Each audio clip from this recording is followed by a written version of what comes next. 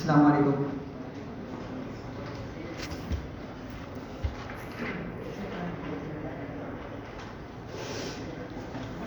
क्या हाल है सबके? अच्छा भाई, फंक्शंस पढ़ रहे थे और कोई बताएगा हमने क्या डिस्कशन की थी फंक्शंस में, क्या होते हैं फंक्शंस? हमारे बनाए एक पीस ऑफ कोड होता है हाँ। स्पेसिफिक लॉजिक एग्जीक्यूट करता ठीक है, अब्दुल हाफिज भाई क्या बोल रहे हैं आप? है यूजर के बनाए थे। ठीक है, यूज़र के बनाए फंक्शन यूज़र डिफाइन के लाते हैं, सही है। तो हमने इसको क्रिएट करना देखा था, ठीक है। तो किस तरह हम क्रिएट करते हैं इसको? ब्रैकेट बनाएंगे सर, डेफ से शुरू करेंगे, फिर फंक्शन का नाम आएगा, फिर ब्रैकेट लगेगा, फिर लॉजिक लिख देंगे, ठीक है। सही है, ब्रैकेट नहीं बनाते भाई, ब्रैकेट एंड में बनाए जाते हैं।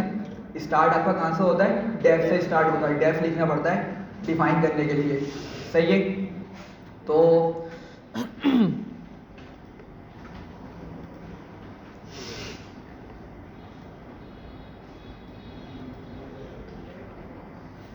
कहाँ गया?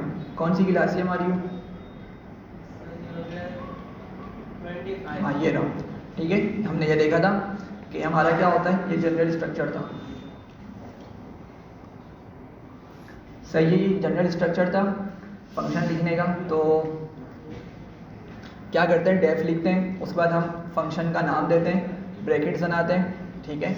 और अंदर जो भी लॉजिक होती है हम उसको एग्जीक्यूट करते हैं, ठीक है। इसको हमने क्या नाम दिया था?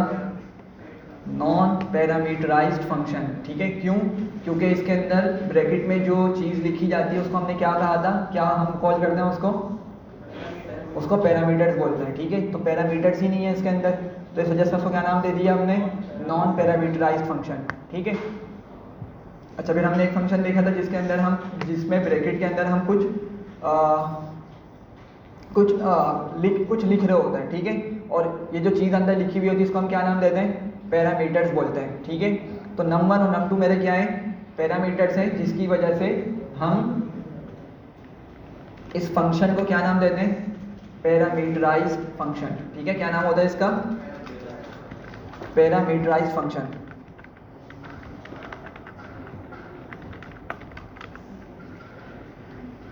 ठीक है। अच्छा, अब आप लोग बताएं कि हमने डिस्कस किया था पैरामीटर्स और आर्ग्यूमेंट्स, दो चीज़ें होती हैं। तो मैंने क्या बताया था, क्या होता है पैरामीटर्स और आर्ग्यूमेंट्स? फंक्शन के नेम के साथ ब्रैकेट में लिखा होता है पैरामीटर होते हैं, और जो सामने दिख रहा होता है वो आर्ग्यूमेंट प्रिंट में जो दिख रहा होता है।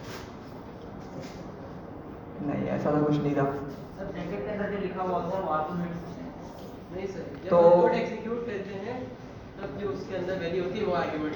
हाँ ठीक है, बिल्कुल ऐसी ही बात है, ठीक है। सिंपल सी चीज़ है कि भाई हमने फंक्शन बना लिया, यहाँ पे क्या किया हमने? फंक्शन बनाया। फंक्शन बनाते हुए हमने ब्रैकेट्स में जो चीज़ लिखी इसको हमने क्या नाम दे दिया? पैरामीटर्स हमने इसको बोल दिया, सही है। लेकिन जब फंक्शन कॉल करने लगेंगे और उस टाइम पर हम जो वैल्यूज़ पास करेंगे उसको वैल्यूज़ देंगे, उन वैल्यूज़ को हम क्या नाम देते हैं? आर्ग्यूमेंट्स बोलते हैं उसको। क्या बोलते हैं? आर्ग्यूमेंट्स। तो ये दोनों मेरे क्या हैं? आर्ग्यूमेंट्स हैं, सही है। अच्छा, उसके अलावा हमने देखा था भाई आर्ग्यूमेंट्स कितनी टाइप्स के होते हैं? दो टाइप्स के होते हैं, पोजिशनल आर्ग्यूमेंट और कीवर्ड आर्ग्यूमेंट होते हैं। पोजिशनल आर्ग्यूमेंट में क्या हमने डिस्कस किया था कि भाई वो पोजीशन वाइज चलते हैं। क्या होता है? पोजीशन वाइज चलते हैं। तो अगर मैंने नंबर स्टार्ट में लिखा है और मैं 99 सेंड कर रहा हूँ, 99 फर्स्ट पोजीशन पे लिख रहा हूँ, तो नंबर में जाके क्या सेव होगा? 99 सेव होगा। और नम2 में क्या सेव होगा? 56 होगा, ठीक है। और हमने इसको प्रिंट भी करके देखा था, ये देखें आप लोग, num1 वैल्यू 99 आ गई थी, num2 वैल्यू 56 आ गई थी। क्यों?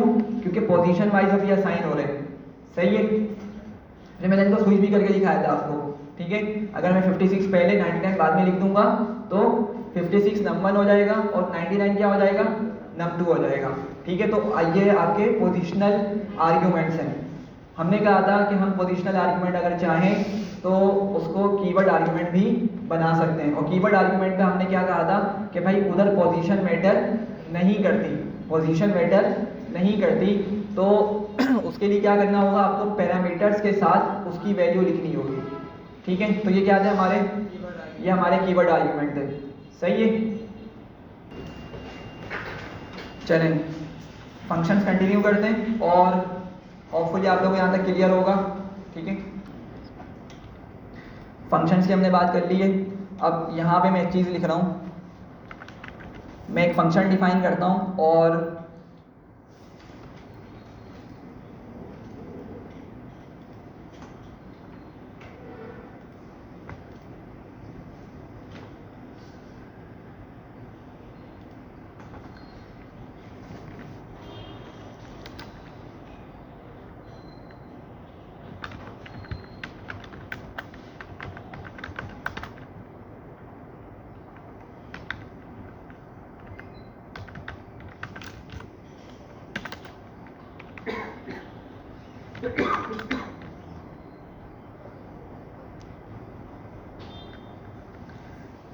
चलें यहाँ देखें, आपके पास एक फार्मूला होता है रेडियस निकालने का, सॉरी एरिया निकालने का।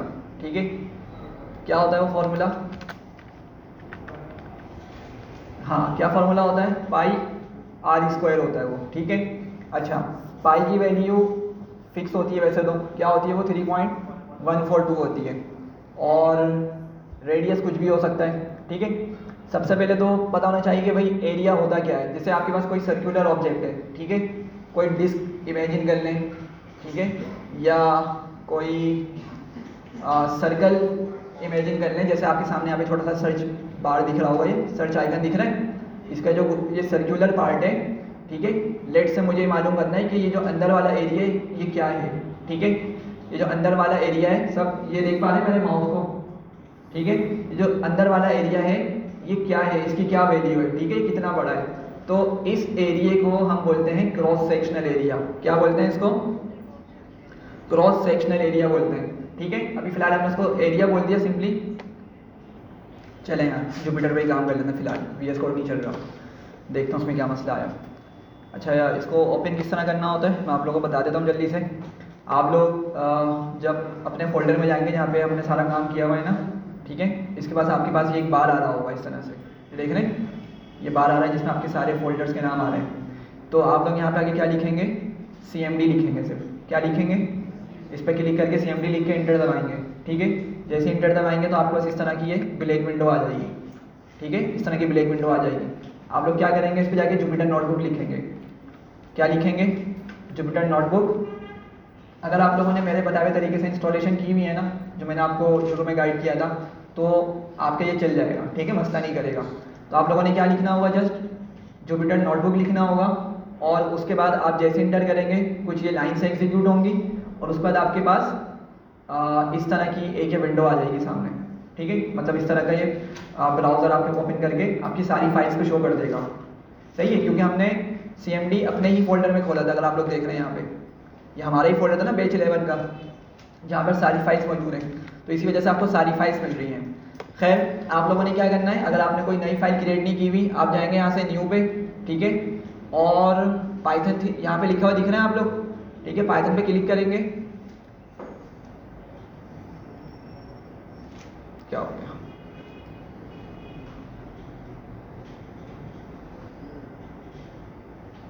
यहीं पे आता है ना उसे ऑप्शन ही वाला, तो नहीं भाई इन्होंने, खैर आप लोग देखिएगा यहाँ पे क्लिक करेंगे ना, पाइथन 3 करके आ रहा होता है शायद। ठीक है, एग्जैक्टली मुझे याद नहीं है, पाइथन 3 होता है या कर्नल 3, देख लीजिएगा। उस पर क्लिक करेंगे ना तो आपके पास एक न्यू फाइल ओपन हो जाएगी, एम्प्टी फाइल आपके पास ओपन हो जाएगी।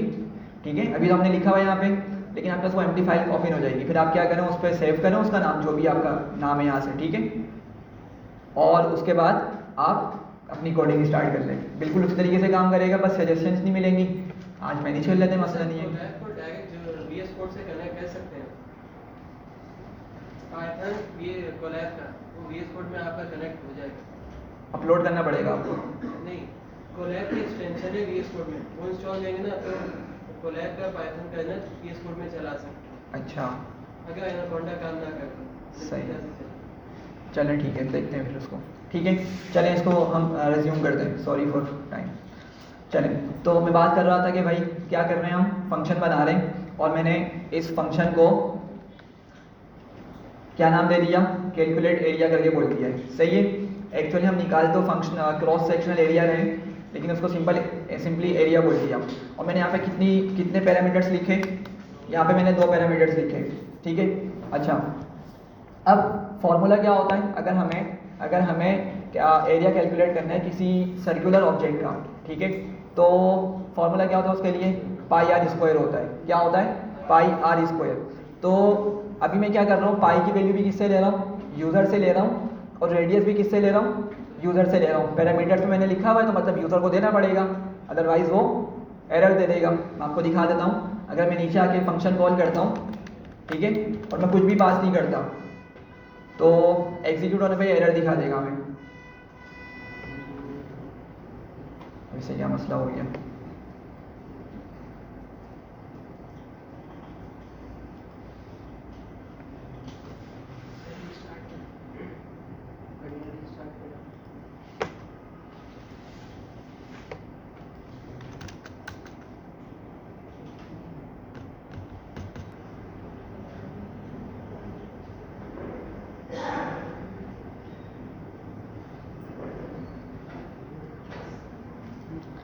खैर हम अपना कोड लिखते हैं, जब तक वो ओपन होगा फिर हम उसको पेस्ट कर देंगे। ठीक है, ज़रा यहाँ समझिएगा। तो मैं क्या कर रहा हूँ, मैं अगर यहाँ पे बगैर पैरामीटर दिए इस फंक्शन को कॉल करूँगा ना, मुझे क्या मिलेगा, एरर मिलेगा। क्यों, क्योंकि हमने कहा भाई जब फंक्शन कॉल होगा ना तो हमें कितने पैरामीटर्स देने होंगे, हमें 2 पैरामीटर्स की वैल्यूज़ देनी होंगी जो कि आर्ग्यूमेंट्स एक्चुअली। सही है। तो खैर यहाँ पे क्या दे देगा, एरर दे देगा। अब पॉइंट समझाने का ये था यहाँ पर कि भाई देखें, मैं यहाँ पे क्या करता हूँ, सिंपल एक print statement, print function use कर रहा हूँ। मैं यहाँ पे लिखता हूँ पाई टाइम्स और रेडियस टाइम्स, रेडियस भी कर सकता हूँ और 2 भी लिख सकता हूँ। ठीक है, हमने क्या बात की थी, क्या होता है फॉर्मूला, पाई आर स्क्वायर होता है। क्या होता है, पाई आर स्क्वायर होता है। तो देखें ये आपके पास क्या हो गया, आर स्क्वायर मतलब रेडियस स्क्वायर बन गया ये। ठीक है, आर स्क्वायर से क्या हुआ आपका, ये रेडियस का स्क्वायर हो गया, और पाई टाइम्स आर स्क्वायर होता है। तो हमने उसको फॉर्मूले को यहाँ पे लिख दिया है। सही है। अभी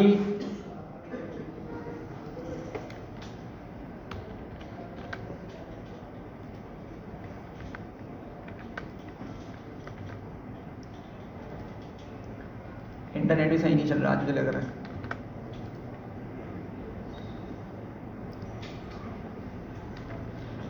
चलें, ठीक है, तो इसको मैंने एग्जीक्यूट किया।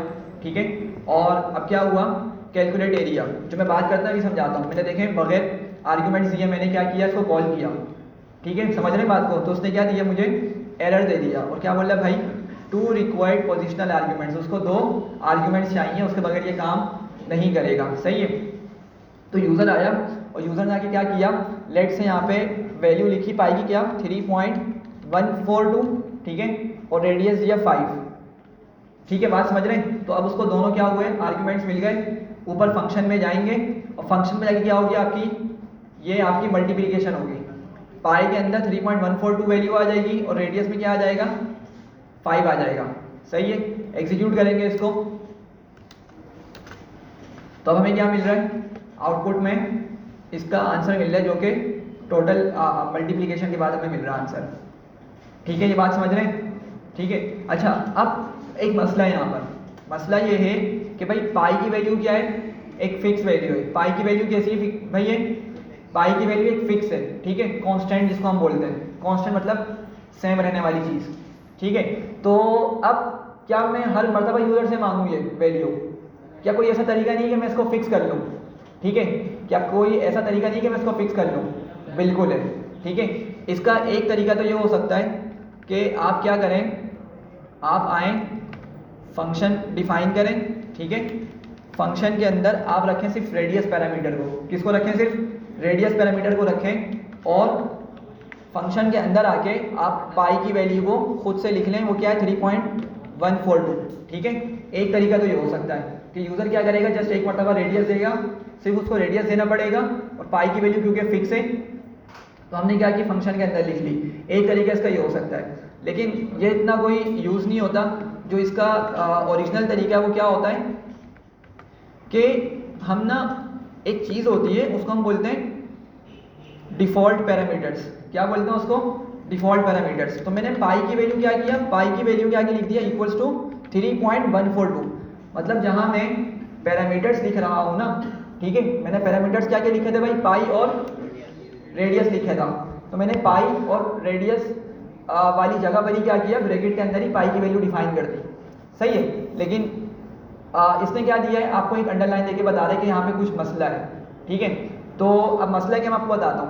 पहले मैं इसको एग्जीक्यूट करता हूँ, समझाता हूँ, फिर बताता हूँ कि क्या इशू है। ठीक है भाई, तो अब जरा इसको पढ़िए, एरर को क्या बता रहा है। Parameter without a default follows parameter with a default. मतलब सिंपल अल्फाज में कि आप अगर किसी पैरामीटर की वैल्यू को फिक्स करना चाह रहे हैं तो वो वाला पैरामीटर आपका हमेशा एंड में लिखा जाएगा। कहाँ लिखा जाएगा? एंड में लिखा जाएगा, अदरवाइज आपका काम नहीं करेगा, एरर दे देगा। समझ रहे हैं बात को? तो मैंने अभी क्या किया हुआ, मैं पाई की वैल्यू को फिक्स कर रहा हूँ, और फिक्स कहाँ कर रहा हूँ, फर्स्ट पोजीशन पे कर रहा हूँ। ऐसा नहीं होगा, पाइथन क्या करेगा, इस पर एरर दे देगा। वो बोलेगा कि भाई अगर आपने फिक्स वैल्यू रखनी है तो आप क्या करें, इसको उठाएं यहाँ से और आखिर में इसको लिख दें। ठीक है, तो अब मैंने लिखा हुआ यहाँ पे कोई एरर नहीं मिल रहा, तो अगर मैं इसको एग्जीक्यूट करूंगा तो आप लोग देखेंगे कि वो सक्सेसफुली एग्जीक्यूट हो चुका है। ठीक है, बात समझ रहे हैं? ठीक है, ये बात समझ आ रही है सबको? तो क्या किया हमने यहाँ पे, डिफॉल्ट पैरामीटर का हमने यहाँ पे यूज किया है। ठीक है, अच्छा, अब यूजर आता है, इस फंक्शन को कॉल करता है। इस फंक्शन को कॉल करके अब अगर वो सिंगल वैल्यू देता है, क्या करता है, वो सिंगल वैल्यू देता है 5 लेट से, या कोई भी वैल्यू, तो काम करेगा नहीं करेगा ये? जी भाई, काम करेगा, एरर देगा? काम करेगा। क्यों? क्योंकि उसकी पाई की वैल्यू ऑलरेडी ऊपर फिक्स हुई हुई है। सही है, और आप लोग जरा देखिएगा कि अभी मैं 5 को किस तरह का आर्ग्यूमेंट बना के पास कर रहा हूँ, पोजिशनल आर्ग्यूमेंट या कीवर्ड आर्ग्यूमेंट? Positional argument. ठीक है, क्या बना रहा हूँ मैं उसको, पोजिशनल आर्ग्यूमेंट बना के उसको पास कर रहा हूँ ऊपर। ये समझ पा रहे हैं मेरी बात को? तो आपका 5 कहाँ जाकर सेव होगा, रेडियस में ही सेव होगा, पाई की वैल्यू में नहीं आएगा, पाई की वैल्यू में नहीं आएगा। तो पहले इसको हम एग्जीक्यूट करते हैं और ज़रा देखिएगा, जब इसको एग्जीक्यूट किया तो इसने हमें वही आंसर दे दिया। ठीक है, आप बोल रहे हैं चलो अब पाई की वैल्यू चेंज करनी है मुझे, क्या करनी है मुझे, पाई की वैल्यू चेंज करनी है। तो क्या ख्याल है, हो सकती है या नहीं हो सकती? जी, हो जाएगी। क्या होगी, ओवरराइड का कॉन्सेप्ट चलेगा यहाँ पे। क्या होगा, ओवरराइड का कॉन्सेप्ट होगा। लेट से मैं 5 लिखता हूँ और मैं कोमा के बाद क्या करता हूँ, 4 लिख देता हूँ। तो जरा देख रहे हैं, जब मैंने 4 लिखा तो किस चीज़ को हाईलाइट कर रहा है, आपको किस चीज़ को हाईलाइट कर रहा है, वो पाई को हाईलाइट कर रहा है। या अगर मुश्किल हो रही है समझने में, सिंपल रखें कि भाई फर्स्ट नंबर पे, फर्स्ट पोजीशन पे क्या लिखा हुआ है, 5, जो किस में जाकर सेव करेगा, रेडियस में। और जब मैं 4 लिख रहा हूँ तो 4 किस में जाके सेव करेगा, सेकंड वाले पैरामीटर के अंदर, पाई के अंदर जाके उसकी वैल्यू को ओवरराइड करेगा, और क्या हो जाएगी, पाई की वैल्यू 4 हो जाएगी। समझ पा रहे हैं बात को? तो अब की मर्तबा क्या होगा, अब यहाँ पर जब पाई की वैल्यू आएगी, वो क्या आएगी, पाई की वैल्यू 3.142 आएगी या 4 आएगी, 4 आएगी, 3.142 नहीं आएगी अब। ठीक है, तो एग्जीक्यूट करते हैं, देखें उसने क्या किया, न्यू वैल्यू के हिसाब से हमें इसका एरिया प्रिंट करके दे दिया।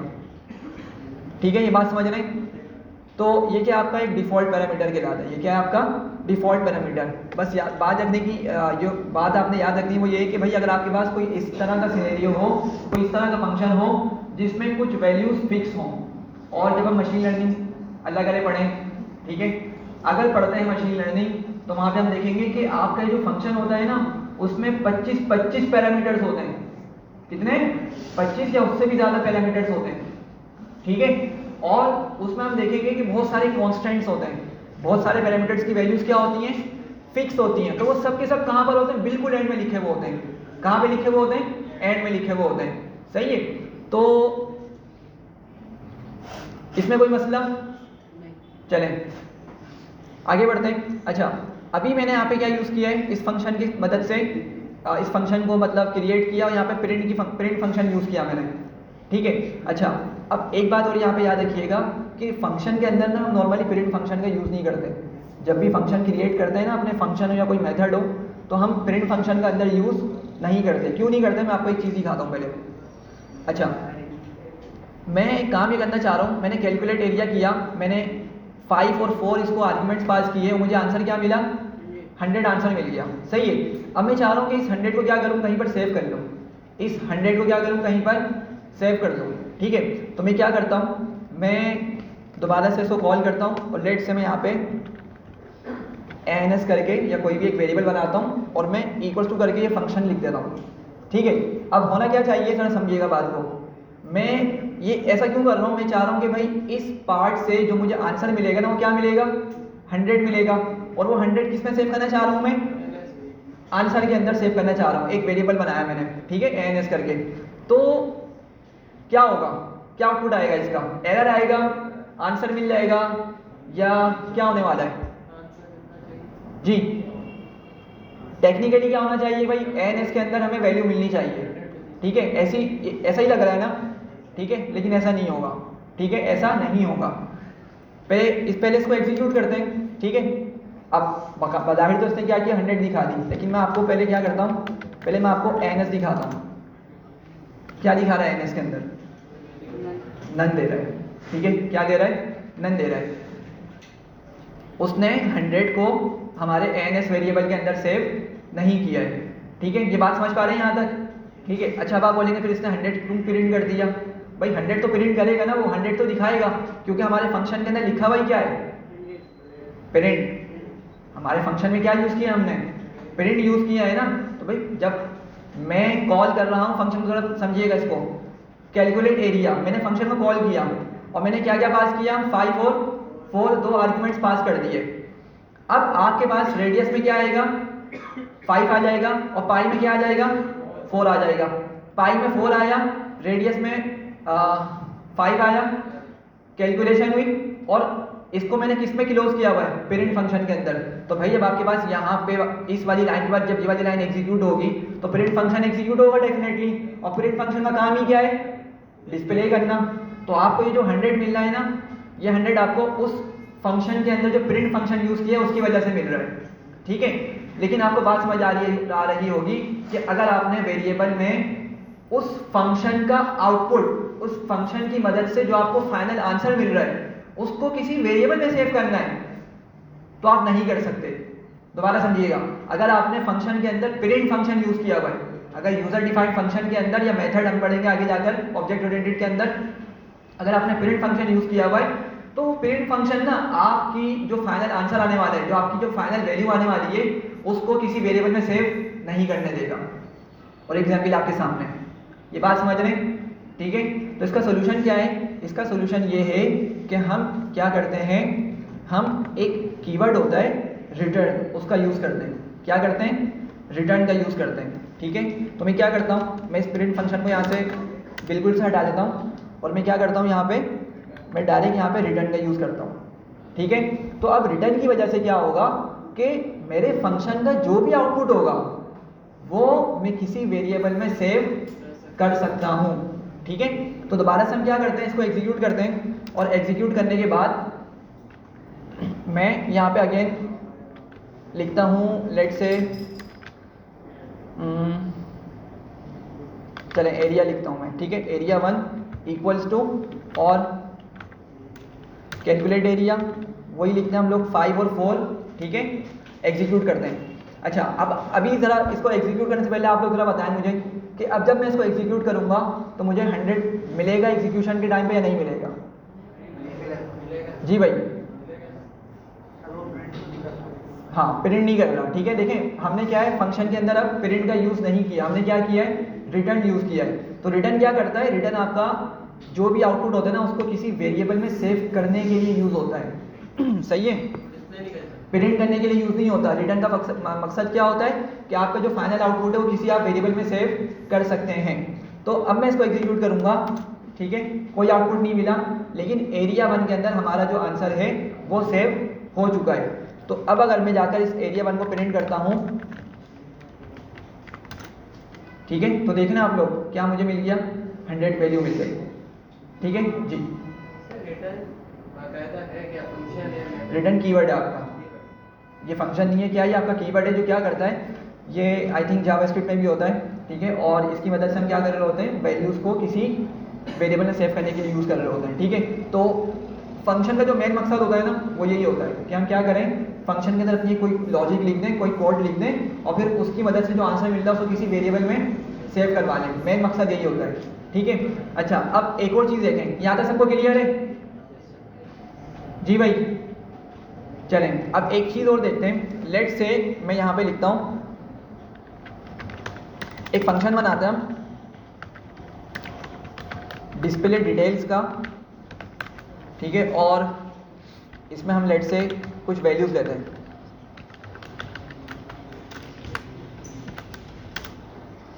और मैं यहाँ पे एक वेरिएबल अंदर बनाता हूँ फुल नेम, ठीक है, और सिंपल सा रखते हैं इसको, मैं लिखता हूँ F name plus last name, ठीक है। मैं यहाँ पे एक लाइन लिखता हूँ,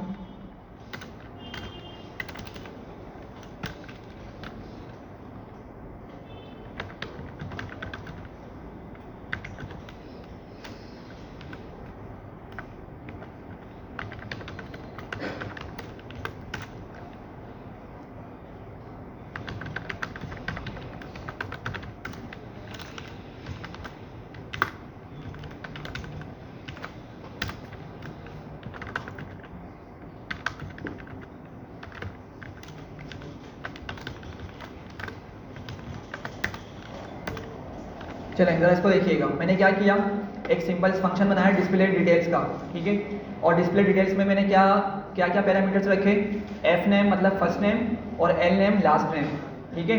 अच्छा, फिर मैंने क्या किया, सिंपल इनको कॉन्केटिनेट कर दिया, एफ नेम और एल नेम को मैंने कॉन्केटिनेट कर दिया प्लस ऑपरेटर यूज़ करते हुए, ठीक है। होपफुली समझ पा रहे होंगे। अच्छा, नेक्स्ट लाइन में क्या किया, मैंने एक सिंपल सा मैसेज लिखा प्रिंट फंक्शन यूज़ करते हुए कि फुल नेम इज़, और जो भी फुल नेम हमारे पास कॉन्केटिनेट हुआ होगा ऊपर वेरिएबल में वो हमने प्रिंट कर दिया।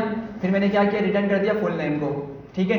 और रिटर्न करने का मकसद आपको समझ आना चाहिए कि मैं क्या करवाना चाह रहा हूँ, एक्चुअली मैं पूरा नेम किसी वेरिएबल में सेव करना चाह रहा हूँ, ठीक है। इतनी बात समझ रहे हैं, यहाँ तक क्लियर हो रही है? अच्छा, फिर मैंने क्या किया, मैंने उस रिटर्न के बाद प्रिंट फंक्शन दोबारा यूज़ कर लिया, ठीक है। और मैंने बस एक सिंपल मैसेज लिख दिया भाई लास्ट लाइन या एंड लाइन, ठीक है, मैंने मैसेज लिख दिया। एग्जीक्यूट करते हैं, ठीक है, और यहाँ पे डिटेल्स हम पास करते हैं डिस्प्ले डिटेल में,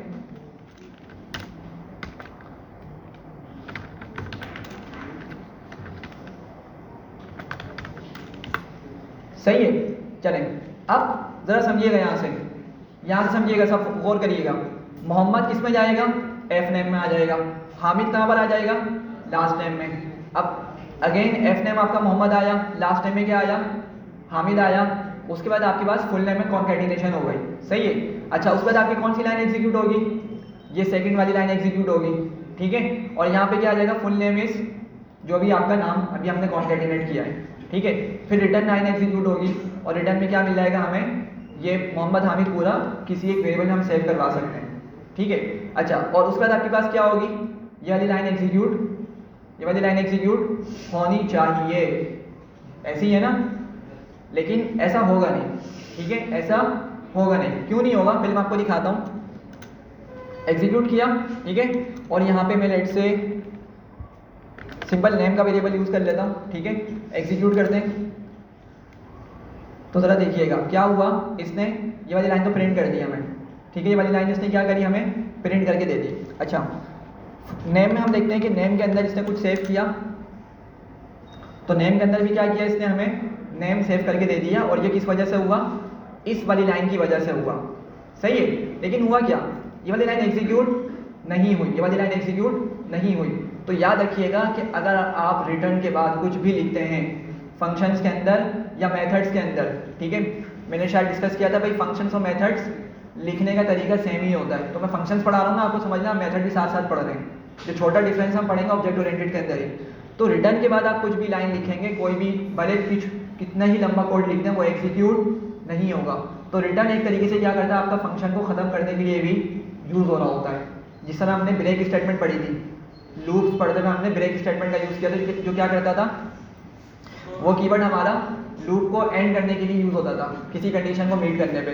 तो बिल्कुल आपका रिटर्न क्या होगा, रिटर्न आपका फंक्शन के अंदर फंक्शन को एंड करने के लिए यूज़ भी किया जा रहा होता है, समटाइम्स। ठीक है, तो ये बात समझ आ रही है? ठीक है, simple C cheese I think, इसमें कोई डिफिकल्टी नहीं है। तो ये सिर्फ फंक्शंस में यूज होता है या रिटर्न तो कहीं और? रिटर्न आपका सिर्फ फंक्शन में यूज़ होता है। ठीक है, जिस तरह आपका कंटिन्यू और ब्रेक जो कीवर्ड्स थे वो लूप्स में यूज़ होते हैं, फॉर लूप वाइल लूप दोनों, लेकिन रिटर्न आपका कहाँ यूज़ होता है? फंक्शंस में होता है। ठीक है, कोई मसला इसमें यहाँ तक? कुछ भी नहीं है? चलूँ आगे फिर? चलें।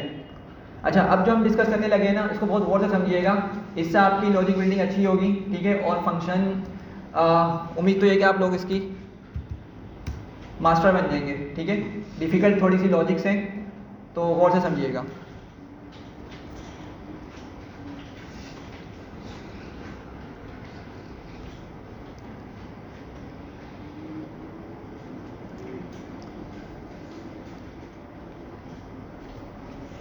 अच्छा, एक चीज़ बस पहले डिस्कस करते हैं, फिर हम उसको स्टार्ट करेंगे।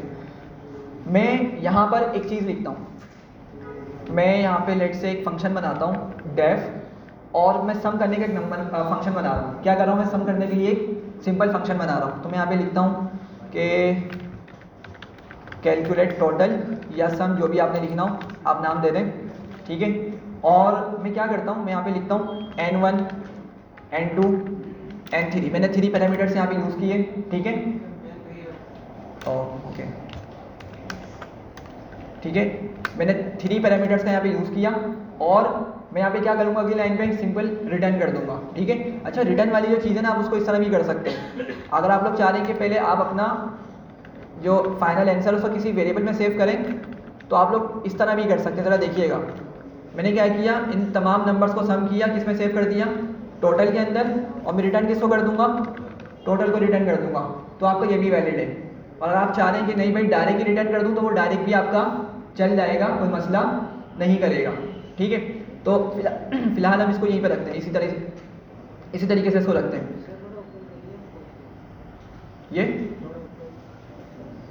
ठीक है, तो इसको एग्जीक्यूट करते हैं। ठीक है, और अब मैं क्या करता हूँ, मैं इस फंक्शन को कॉल करता हूँ कैलकुलेट टोटल, और मैं लेट से यहाँ पे 1 2 3 लिख देता हूँ। सही है, तो क्या आंसर आना चाहिए जी?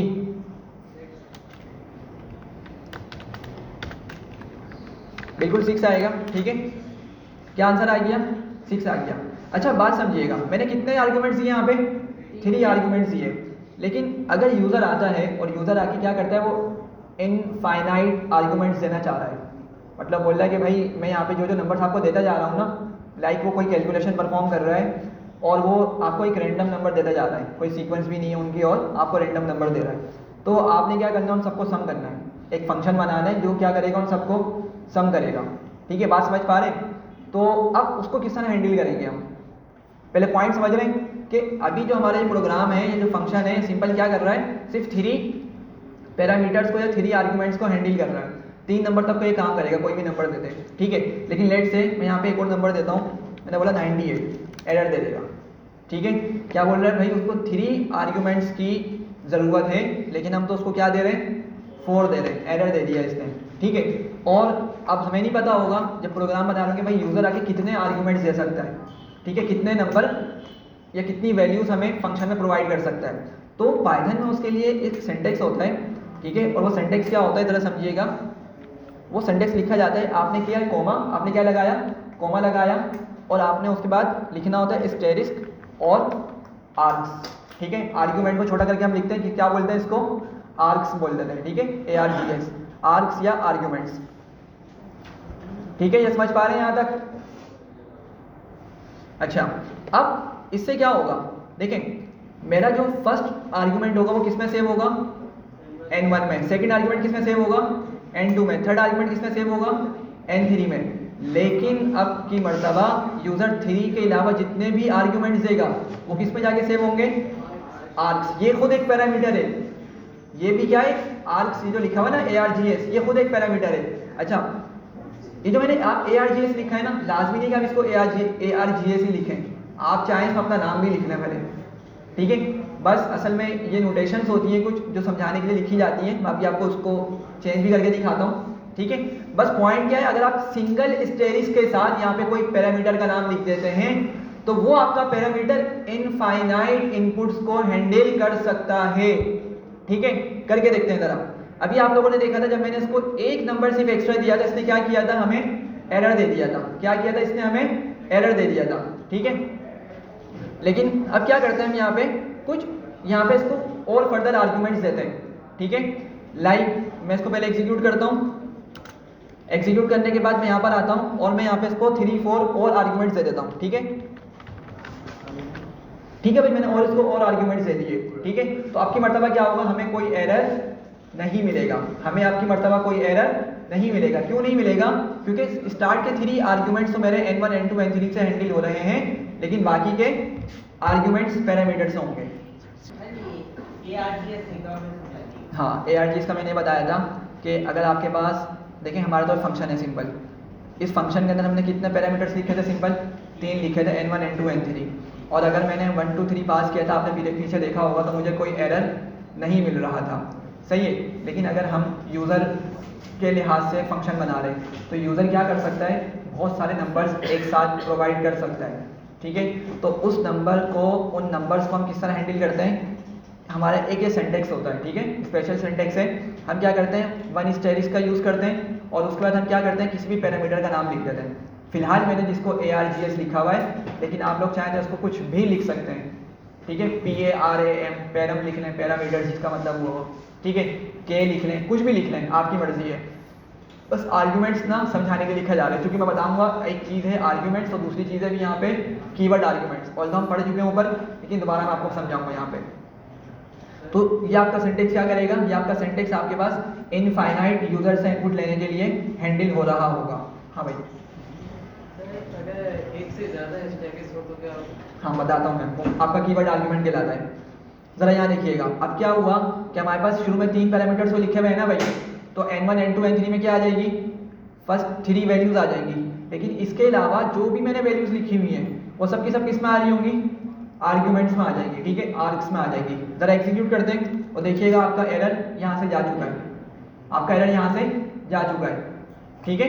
आप बोलेंगे भाई आर्ग्यूमेंट्स में तो कुछ दिखा ही नहीं, वो इसलिए नहीं दिखा क्योंकि अभी तक हमने इसको कुछ प्रिंट ही नहीं करवाया, सही है ना। ऐसी है ना, लॉजिक तो हमारी वही लिखी हुई है, हमने कुछ इसमें मॉडिफिकेशन की नहीं है। तो मैं काम और करता हूँ, यहाँ पे आगे ना सबसे पहले तो आपको दिखाता हूँ कि भाई आपका आर्ग्यूमेंट्स में डेटा आने के बाद वो दिखता किस तरीके का है, ठीक है। जरा पहले इसको देखिएगा, मैंने क्या किया, सिंपल आर्ग्यूमेंट्स में वैल्यूज को लिखा, मतलब पहले इनपुट लिया और फिर मैंने क्या किया, प्रिंट करवा दिया, ठीक है। तो पहले जरा देखिएगा आपको डेटा मिलता किस तरीके से। दोबारा से एग्जीक्यूट करते हैं फंक्शन को, ठीक है, दोबारा इस लाइन को एग्जीक्यूट किया, तो जरा देखें कि क्या हुआ। जब आर्ग्यूमेंट वाली आपकी लाइन एग्जीक्यूट हुई, तो इसने आपके टपल्स बनाकर डेटा को स्टोर कर लिया है। क्या किया है, टपल बना के डेटा को स्टोर कर लिया है, ठीक है। तो इसका बिहेवियर हमेशा ऐसे ही होता है, ये क्या करता है, टपल्स बना के डेटा को स्टोर करता है, लिस्ट में नहीं करता, सेट्स में नहीं करता, डिक्शनरी में नहीं करता। ये किस तरह करता है, आर्ग्यूमेंट की बात हो रही है अभी, टपल बना के डेटा को सेव कर लेगा, ठीक है। बात समझ पा रहे हैं। अच्छा, अब अगर आप चाह रहे हैं कि भाई उन बाकी नंबर्स को भी क्या करें, आप इसमें सम कर लें साथ में, ठीक है। तो 2 तरीके हो सकते हैं। एक तरीका तो हमने मतलब दोनों ही पढ़े हुए हमने, मैं एक सम फंक्शन यूज़ करता हूँ और मैं यहाँ पे क्या पास कर दूंगा, आर्ग्यूमेंट्स पास कर दूंगा, ठीक है। तो क्या होगा, जो भी यूज़र जितने भी अब नंबर डाल रहा होगा, जितने भी इनपुट्स, जितने भी नंबर्स प्रोवाइड कर रहा होगा, वो सबके सब किस में हैंडल होंगे, आर्ग्यूमेंट्स में। और फर्स्ट 3 कहाँ पर हो रहे होंगे, आपकी इस लॉजिक से एग्जीक्यूट हो रहे होंगे, ठीक है। समझ पा रहे हैं बात को, ठीक है। और हम क्या कर देंगे फिर, अभी तो हम इसको कमेंट कर देते हैं, चूंकि अभी प्रिंट करने की जरूरत नहीं है, हम टोटल को रिटर्न कर देंगे, ठीक है। समझ रहे हैं बात को। एग्जीक्यूट करते हैं, इसको भी एग्जीक्यूट करते हैं और हमें आंसर क्या मिल गया, 256 इसका आंसर मिल गया। तो मेरे जो नंबर्स हैं इनका टोटल सम कितना बन रहा है, 256 बन रहा है, ठीक है। अच्छा, एक तरीका तो उसका ये हो गया। दूसरा ये हो सकता है कि आप इस पर लूप चलाएं, क्या करें, लूपिंग करें, ठीक है। तो वो किस तरीके से होगा, आप क्या करेंगे, आपने टोटल का एक वेरिएबल बना दिया और उसमें अपने उन तमाम पैरामीटर्स का सम कर लिया, ठीक है। आप नीचे के क्या करेंगे, लूप लगाएंगे फॉर का, और आप लिखेंगे फॉर n लिख लें या नम लिख लें। सिंटेक्स याद है ना भाई सबको, सिंटेक्स वही है जो हम पढ़ते आ रहे हैं पीछे। तो क्या लिखूंगा, फॉर नम इन, और किस पे चलाऊंगा लूप, आर्क्स पे चलाऊंगा, ठीक है। मैंने लिखा फॉर नम इन आर्क्स, ठीक है। और अब जरा बताइएगा क्या करना होगा मुझे, अब बताइएगा क्या करना होगा जी, total total plus equals to नम भी कर सकते हैं, और अगर आप उसको सिंपली लेकर चलना चाह रहे हैं तो आप उसको क्या किस तरह लिख सकते हैं, total equals to total plus num. ठीक है, जरा समझिएगा हुआ क्या, आपके पास शुरू के 3 नंबर्स में यहाँ पे टोटल में सेव होगा, सही है, और टोटल आपका एक वेरिएबल बन चुका है। अच्छा, अब आपने आर्ग्यूमेंट्स पे लूप चलाया और नम में आपके पास बारी बारी नंबर उठेगा। ठीक है, तो मेरा नंबर क्या होगा, फर्स्ट नंबर क्या आएगा नम के अंदर, 98 आएगा, सही है, क्योंकि आपका लूप यहाँ से आगे वाले पार्ट पे चलेगा। समझ पा रहे हैं इतनी बात को? तो आपके पास फर्स्ट टाइम जब लूप चलेगा नम में क्या उठेगा, 98 उठेगा, और हमने क्या बोला भाई टोटल की वैल्यू उठाओ ऊपर से, उस पर 98 सम करो और टोटल में ही असाइन कर दो। ठीक है, समझ पा रहे हैं बात को? दोबारा लूप चलेगा, 34 उठेगा, 34 क्या होगा फिर आपके पास टोटल में दोबारा सम होगा, टोटल की वैल्यू को ओवरराइट कर दिया जाएगा एंड सो ऑन। सही है, इतनी समझ रहे हैं बात? चलें, अब एक क्वेश्चन है आप लोगों से, रिटर्न को मैं यहीं रहने दूं या लूप के अंदर कर दूं? रिटर्न को मैं यहीं रहने दूं या लूप के अंदर कर दूं? सोच के बोलिएगा, सोचें, 15 सेकंड्स लें, सोच के बताएं। पूछता हूं मैं क्यों। यही कहने देंगे तो टोटल की वैल्यू 6 से गिरेगी पहले वाली, लूप के अंदर ले जाएंगे तो जो अपडेटेड वैल्यू होगी टोटल की वो रिटर्न होके आएगी। सही है, लेकिन उससे क्या होगा? उससे फर्क पड़ जाएगा ना कि हमने जो एग्जीक्यूट किया है टोटल वैल्यू, अगर हम आर्क्स नहीं लेते तो हमारा लूप नहीं चलेगा, टोटल की वैल्यू 6 ही गई। लेकिन अगर हम आर्क्स का लूप चलाते हैं और रिटर्न को अंदर ले आते हैं तो टोटल की वैल्यू आर्क्स का सम दिखाएगी, बाहर वाली वैल्यू का सम नहीं दिखाएगी, आज का सम दिखाएगी, क्योंकि टोटल वैल्यू चेंज हो जाएगी ना। नहीं ये लॉजिक नहीं है, बताते हैं, डिस्कस करते हैं। हाँ पहले तो आप बताएं क्यों बाहर रहने दें, रीज़न बताएं, रीज़न तुक्के नहीं लगाने। फंक्शन को रिटर्न करना है ना, फंक्शन से रिटर्न करवाना है। फंक्शन को सेव भी तो फंक्शन को सेव कराने के लिए बाहर, तो लूप के अंदर क्यों नहीं? हाँ भैया आप बताएं, आपने भी आंसर कहा था कि बाहर रहने दें, क्या वजह है? तो उसके बाद कोई स्टेटमेंट एग्जीक्यूट नहीं। हाँ ये असल बात है, ठीक है, ये असल बात है, ठीक है, ज़रा समझिएगा। सारी भाई का भी सही है कि हमें क्या करना है, हमें फंक्शन में रिटर्न करना है। क्या करना है? फंक्शन को रिटर्न करवाना है। क्या करना है पहले बात समझिएगा, मतलब डिफरेंट अल्फाज हो सकते हैं लेकिन लॉजिक आपको समझ आ जाएगी। अगर मैं रिटर्न स्टेटमेंट को यहीं रहने देता हूँ, ज़रा समझिएगा, ये कौन सी अलाइनमेंट पर है? ये आपकी फंक्शन की बॉडी के अंदर है, लूप की बॉडी के अंदर नहीं है अभी, सही है। तो क्या होगा, आपका ये लूप बासानी चलता रहेगा, जितनी भी मरतबा इसने चलना है वो चलेगा, टोटल के अंदर आपकी वैल्यू सम होती रहेंगी, ठीक है। और जब आपका ये लूप खत्म होगा तो क्या होगा, अब नेक्स्ट लाइन एग्जीक्यूट होगी, ठीक है। तो टोटल में आपका सारा डेटा का सम मौजूद होगा, ठीक है। और वो क्या करेगा, फंक्शन को रिटर्न कर देगा, मतलब जो फाइनल आंसर आ रहा होगा उसको रिटर्न कर देगा। रिटर्न करने का मतलब समझिएगा बात को कि वो किसी वेरिएबल में सेव करने देगा, ठीक है। सिंपल सा ही मतलब है, इसका कोई मतलब रॉकेट साइंस नहीं है। तो क्या होगा, जो फाइनल आंसर मिलेगा वो हमें रिटर्न करने देगा। अब ज़रा ये बात समझ आ गई पहले? अब ज़रा इसको सोचें, अगर मैंने इसको अंदर कर दिया होता, ठीक है, अगर मैंने इसको अंदर कर दिया होता, अब ज़रा समझिएगा, आपका फर्स्ट टाइम लूप चल रहा है, क्या हो रहा है, फर्स्ट टाइम लूप चल रहा है, नम में कौन सी वैल्यू उठेगी, 98 उठेगी, ठीक है। और नम के अंदर 98 आ रहा है, टोटल में क्या आ रहा होगा, 6 होगा, 6 प्लस 98 कितना हो गया, 104, टोटल में जाके सेव हो गया। अब जब आपके पास कंपाइलर नेक्स्ट लाइन पर आएगा ना, तो टोटल की वैल्यू क्या मिलेगी इसको, 104, और इसको यहीं पर रिटर्न मिल जाएगा, इसको यहीं पर रिटर्न मिल जाएगा। अब बात समझिएगा, अभी हमने पीछे देखा था कि भाई जब भी उसको रिटर्न मिलता है ना, क्या करता है वो, हमारे फंक्शन को एंड करवा देगा, वो फंक्शन को क्या करेगा, वो एंड कर देगा। तो आपका एक ही टाइम लूप चलेगा, आपको 104 अभी तक आपका आंसर बना है, और वो क्या करेगा, इसी चीज को रिटर्न कर देगा, जो कि लॉजिकली रॉन्ग है। समझ रहे हैं बात को? तो इसने लूप को सिर्फ एक ही मरतबा चलने दिया है, ठीक है, उसने बार बार उसको चलने नहीं दिया, ठीक है। तो इसका मतलब क्या हुआ, जो उन्होंने कहा कि ये फंक्शन ये लूप को रिटर्न कर रहा है, क्या कर रहा है, ये लूप को रिटर्न कर रहा है, मतलब लूप से डेटा उठा के बाहर फेंक देगा। हमें लूप से नहीं निकलवाना डेटा, हमें तो पूरा डेटा चाहिए, ठीक है। तो हमने इस वजह से क्या करना है, इसको फंक्शन की इंडेंटेशन लेवल पे रखना है, इसको इस तरीके से। समझ पा रहे हैं बात को? ठीक है।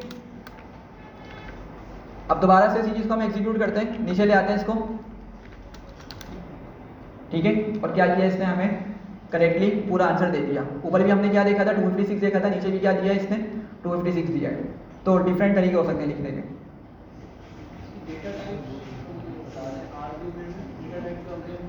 आर्ग्यूमेंट की डेटा टाइप आपकी टपल होती है।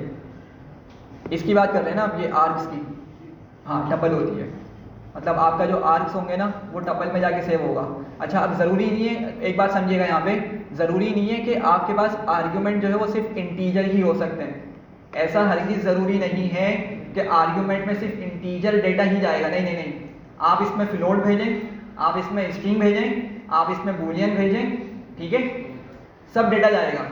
ठीक है, बस पॉइंट समझिएगा कि आर्ग्यूमेंट्स जो है आपका मल्टीपल इनपुट्स को या मल्टीपल आर्ग्यूमेंट्स को हैंडल करने के लिए यूज़ होता है। ठीक है, अब ऑफ कोर्स अगर मैं यहाँ पे इसको स्ट्रिंग लिख के भेजूंगा तो ये तो एरर दे देगा मुझे। ठीक है, क्योंकि हम सम करवा रहे हैं ना, और सम करने पे हमारी स्ट्रिंग पे कोई लॉजिक नहीं बनती है। मैं यहाँ पे पहले तो एक कुछ फ्लोट्स लिख लेता हूँ, जरा यहाँ देखिएगा, मैंने यहाँ पे कुछ इसमें फ्लोट्स लिख दिए। ठीक है, तो ये काम सही करेगा, क्या होगा, ये फ्लोट्स को भी सम कर लेगा। ठीक है, एग्जीक्यूट किया तो इसने क्या किया, हमें ये आंसर दे दिया। और अगर मैं आगे इसको यहाँ पे इसी चीज़ को उठा के यहाँ पे प्रिंट करता हूँ, मतलब काम आपका क्या होगा, बिल्कुल सेम तरीके से होगा। ठीक है, कोई मसला नहीं है। अच्छा, अब एक चीज़ देखिएगा, मैं यहाँ पर कुछ और भी लिखता हूँ डेटा, लेट्स से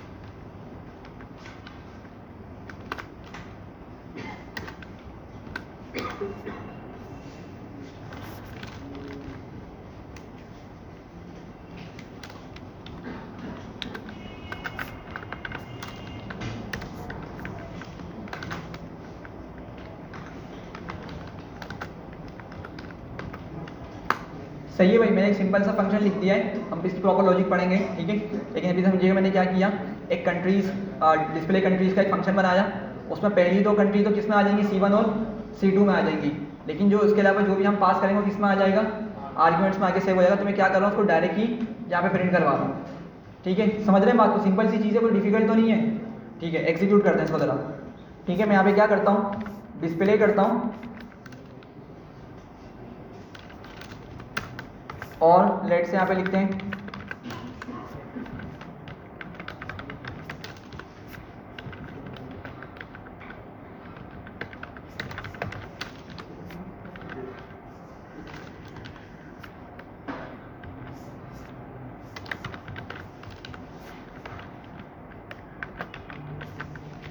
तो पाकिस्तान कहाँ जाएगा, C1 में, सऊदीया C2 में, और ये रिमेनिंग कहाँ चले जाएंगे, आपके आर्ग्यूमेंट्स में चले जाएंगे। ठीक है, तो प्रिंट तो हमने ऑलरेडी यूज़ किया हुआ है।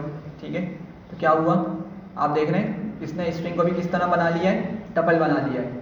ठीक है, तो बस पॉइंट समझाने का ये कि भाई आप किसी भी तरह का डेटा पास कर सकते हैं, किसी भी तरह का डेटा पास कर सकते हैं आर्ग्यूमेंट के अंदर। आर्ग्यूमेंट के अंदर हमेशा आपका डेटा किस तरह बन जाएगा, टपल बन जाएगा। लाइक अगर मैं इसको लिख देता हूँ ट्रू या फॉल्स या कुछ और चीज़, तो बिल्कुल वो भी उसी तरीके से जाके बिहेव करेगी। ठीक है, तो ट्रू फॉल्स मतलब हर तरह का डेटा आपका आर्ग्यूमेंट हैंडल कर लेगा। ठीक है भाई, इतना समझ पा रहे हैं। ठीक है, और अगर आप लोग थोड़ा सा रिकॉल करें, मैंने आपको ये चीज़ पहले भी बताई थी, कोई टॉपिक का नाम बताएगा, क्या टॉपिक था वो, ये चीज़ मैंने सिर्फ ये चीज़, सिर्फ ये वाली चीज़, फंक्शन की बात नहीं कर रहे, सिर्फ ये चीज़ पहले भी आपको एक टॉपिक में बताई थी। किसी को याद है क्या, कौन सा टॉपिक था?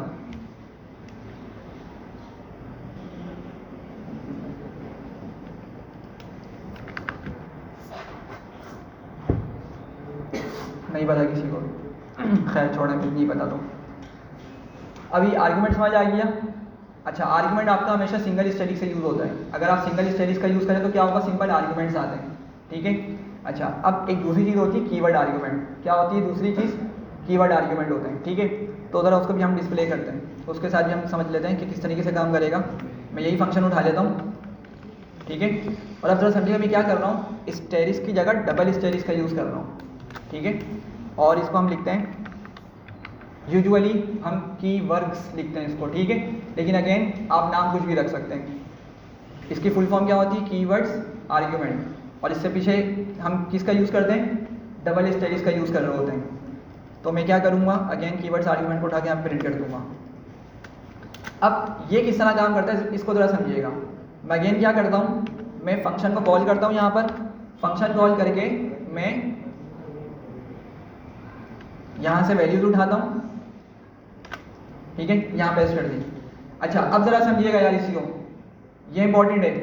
कीवर्ड आर्ग्यूमेंट डिफरेंट होते हैं। कीवर्ड आर्ग्यूमेंट क्या होते हैं, डिफरेंट होते हैं। ऑल्दो हम पढ़ चुके हैं इस चीज़ को, ठीक है, हम इस चीज़ को पढ़ चुके हैं, लेकिन दोबारा बताता हूँ। देखिए कीवर्ड आर्ग्यूमेंट में क्या होता है, जब भी हम कीवर्ड आर्ग्यूमेंट की बात करते हैं ना, तो हमें पैरामीटर लाजमी लिखना होता है, ठीक है। क्या होता है, पैरामीटर लाजमी बताना होता है। अब बात को जरा समझिएगा, पाकिस्तान कहाँ जाके सेव हो जाएगा, C1 में। सऊदीया कहाँ जाके सेव हो जाएगा, C2 में। लेकिन अब जब आपका बांग्लादेश, ओमान और ये कतर स्टार्ट होंगे तो ये आपका सेव नहीं होंगे। अभी कीवर्ड आर्गुमेंट के अंदर ये जाकर सेव नहीं होंगे।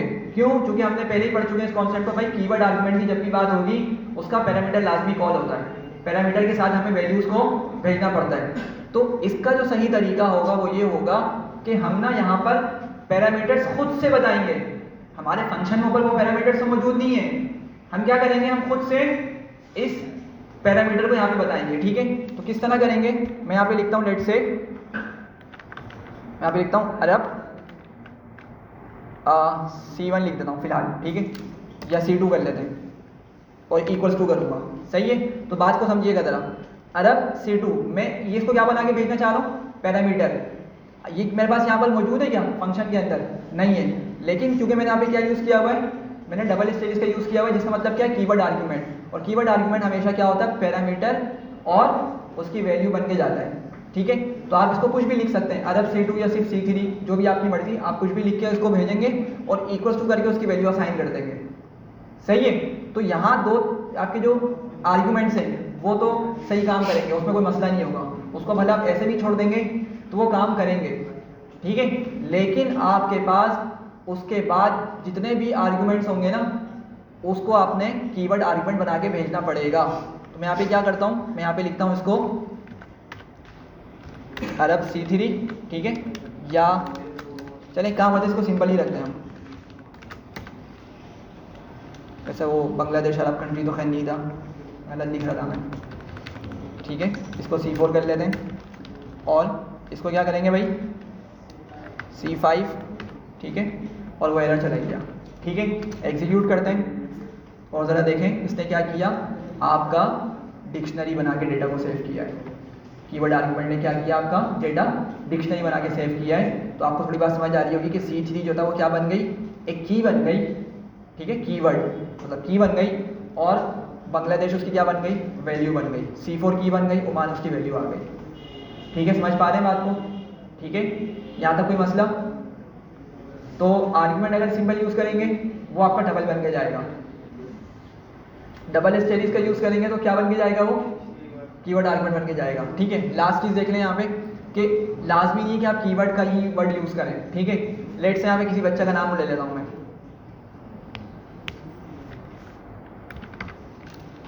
पता नहीं अब है या नहीं है, खैर एक रैंडम लिख लिया मैंने, अली, और यहाँ पे क्या करता हूँ मैं, इसको यहाँ पे लिख देता हूँ, ठीक है। तो इस नाम को चेंज करने से कोई मसला नहीं होगा, ये फिर भी काम करेगा, लेकिन ये गुड प्रैक्टिस नहीं है बिल्कुल भी, ठीक है। तो उसने बिल्कुल एज इट इज़ काम किया, कोई एरर नहीं दिया, ठीक है, समझ रहे हैं बात को। लेकिन जो लिखा जाता है ना, जो कन्वेंशन है, वो आप लोगों को यूज़ करनी चाहिए, क्योंकि आप लोगों को हर जगह इस तरीके की कन्वेंशन देखने को मिल रही होंगी। तो अगर आपने सिंगल स्टेरिस का यूज़ करना है, आप उसका क्या लिखेंगे, आर्ग्स लिखेंगे, ठीक है। और अगर आपने डबल स्टेरिस का यूज़ करना है तो आप उसके आगे क्या क्या क्या क्या लिखेंगे, उसके आगे कीवर्ड आर्गुमेंट, ठीक है। शॉर्टकट में लिखते हैं कीवर्ड्स। कोई मसला इसमें, कोई मसला, सॉरी, फर्स्ट पैरामीटर में यहाँ पर हाँ हाँ चलेगी, फर्स्ट C1 की जगह C1 की जगह चलेगी, चलना चाहिए, ठीक है। क्योंकि हम क्या कर रहे हैं, आर्गुमेंट बना के दे रहे हैं ना, और डिक्शनरी के अंदर ऑल्दो के बहुत सारा डेटा मौजूद है, लेकिन डिक्शनरी को खुद क्या कंसिडर करेगा, जो सिंगल वैल्यू कंसिडर करेगा, ठीक है। तो बना के देख लेते हैं, ठीक है। क्या करते हैं हम यहाँ पे कुछ भी ऐसी रेंडम बना लेते हैं, ठीक है। तो यहाँ पे लिख लेता हम डी इक्वल्स टू, और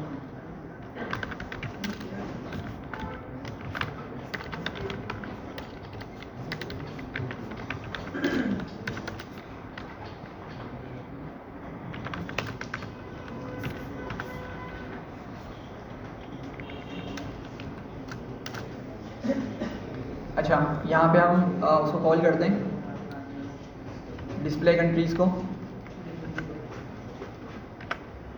ठीक है। और यहाँ पर उस C1 की हम क्या पास कर देते हैं, डायरेक्ट डी लिख देते हैं, ठीक है। और बाकी चीज़ को हम यहीं से इस तरह कॉपी कर लेते हैं,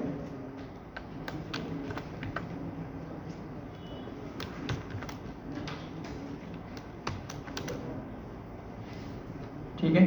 तो उसने मतलब सही चल रही है, उसमें कोई मसला नहीं हो रहा। क्यों? क्योंकि असल में ऑल्दो के अंदर बहुत सारा डेटा मौजूद है, लेकिन जब हम डिक्शनरी बना के पास करेंगे तो डिक्शनरी खुद एक डेटा कंसिडर होगा, मतलब उसकी डेटा टाइप डिक्शनरी है, वो सिंगल वैल्यू कंसिडर होगी, ठीक है। तो इस वजह से कोई मसला नहीं करेगा ये, ठीक है भाई। यहाँ तक कोई मसला, तीनों चीज़ें क्लियर है। डिफ़ॉल्ट पैरामीटर्स हमने देखे पहले, ठीक है। इसके अलावा हमने देखा आर्ग्यूमेंट किस तरह काम करता है, कीवर्ड आर्ग्यूमेंट किस तरह काम करता है, ठीक है। अब एक चीज़ ज़रा देखिएगा, हम अपने फंक्शंस को और डायनेमिक बना सकते हैं। किस तरह बना सकते हैं, लाइक अगर मैं ये लिखता हूँ डेफ और टोटल, और सिंपल अगर मैं सिर्फ आर्ग्यूमेंट्स का यूज़ कर लूँ, क्या ख्याल है, ये काम करेगा नहीं करेगा, जल्दी से बताइएगा। हाँ भाई, काम करेगा नहीं करेगा, करेगा बिल्कुल, ठीक है, कोई मसला नहीं होगा। तो अगर हम चाह रहे हैं कि भाई हम बिल्कुल ही पैरामीटर हटा दें, जो हमारे मैनुअल पैरामीटर्स होता है उसको हटा दें, जितने भी यूज़र पैरामीटर दे रहा है सबके सब हैंडल हो जाए, कोई मसला नहीं, आप इसको इस तरह हैंडल कर सकते हैं। एग्जीक्यूट करते हैं ज़रा, मैं यहाँ पे टोटल कॉल करता हूँ और मैं यहाँ पे रैंडम नंबर्स लिख देता हूँ, ठीक है। क्या होगा, वो उसको एग्जीक्यूट कर देगा, ठीक है। समझ रहे हैं बात को। अच्छा, सिमिलरली अगर मैं चाहूँ तो सिर्फ कीवर्ड आर्गुमेंट भी पास कर सकता हूँ, मतलब किस तरीके से, यहाँ पर आया मैं डबल स्टेरिस का यूज़ किया, इसका नाम चेंज कर लिया, ठीक है, और यहाँ पे उसी चीज़ को हमने प्रिंट कर दिया, ठीक है। तो ये भी क्या होगा, अब आपके सारे आर्गुमेंट्स किस तरह देने पड़ेंगे, लेकिन आपको बात समझिएगा, सारे आर्गुमेंट्स आपकी की वैल्यू बन के जाएंगे, ठीक है। डिक्शनरी हो गई या की वैल्यू, ठीक है, किस तरह जाएंगे, आपके की वैल्यू की फॉर्म में जाएंगे, ठीक है। लाइक मैं ऊपर वाली एग्जांपल उठा लेता हूँ, मैं यहाँ पर आकर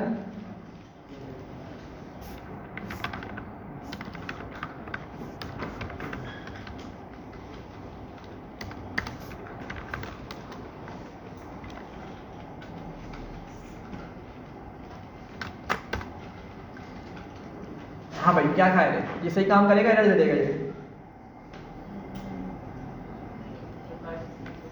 जी क्यों? शुरू वाले मसला करेंगे, ठीक है, शुरू वाले बिल्कुल डेफिनेटली मसला करेंगे। देखें, countries take 0 positional argument but 2 were given, ठीक है। 0 पोजिशनल आर्ग्यूमेंट मतलब अब पोजिशनल आर्ग्यूमेंट की उसके पास कोई गुंजाइश ही नहीं है, क्योंकि हमने पोजिशनल वाला कॉन्सेप्ट ही खत्म कर दिया ना, पैरामीटर्स हमने वहाँ पे डिफाइन नहीं किए हुए, तो ऑफकोर्स पोजिशन के लिहाज से आप वो स्टोर नहीं कर सकता डेटा को, ठीक है। तो हमें क्या करना पड़ेगा, कीवर्ड आर्गुमेंट ही बनाकर सेंड करना पड़ेगा। तो यहाँ पे हम लिख लेते हैं खुद से C1 और यहाँ पे C2, ठीक है। अब ये प्रॉपर काम करेगा और हमें उसका आउटपुट दिखा देगा, ठीक है। एक ये चीज़ हो गई। लास्ट चीज़ देखें, अगर क्या ऐसी पॉसिबिलिटी हो सकती है कि हम तीनों चीज़ों को एक साथ रखें, मतलब सिंपल पैरामीटर्स भी हों, आर्गुमेंट भी हो, कीवर्ड आर्गुमेंट भी हो, तो तीनों सही काम करेंगे एक ही साथ अगर हम उसको यूज़ करें या नहीं करेंगे? जी भाई, क्या आ रहा है माइंड में? करेंगे, ठीक है। फिलहाल कंट्रीज की एग्जाम्पल ले लेते हैं, ठीक है। मैंने लिखा C1 C2 और आर्ग्यूमेंट्स और कीवर्ड आर्ग्यूमेंट्स। ठीक है, तीनों को मैंने एक साथ लिखा। सिंपल पैरामीटर्स भी हैं हमारे पास, आर्ग्यूमेंट्स भी हैं और कीवर्ड आर्ग्यूमेंट्स भी हैं। ठीक है, लेकिन जब मैं डेटा पास करूंगा ना, पहली बात है सीक्वेंस यही होनी चाहिए, सीक्वेंस यही होनी चाहिए। क्या मतलब सीक्वेंस का, बताता हूँ। प्रिंट कर लेता हूँ फिलहाल C1 C2 और नेक्स्ट लाइन में जाके हम करते हैं आर्ग्यूमेंट्स को प्रिंट और उससे नेक्स्ट लाइन पे कीवर्ड्स को। ठीक है, प्रिंट तो आप खैर किसी भी ऑर्डर में कर सकते हैं, लेकिन जब हम डेटा पास करेंगे तो सीक्वेंस हमारी ये होनी चाहिए पास करते हुए। सही है भाई, यहाँ पे हम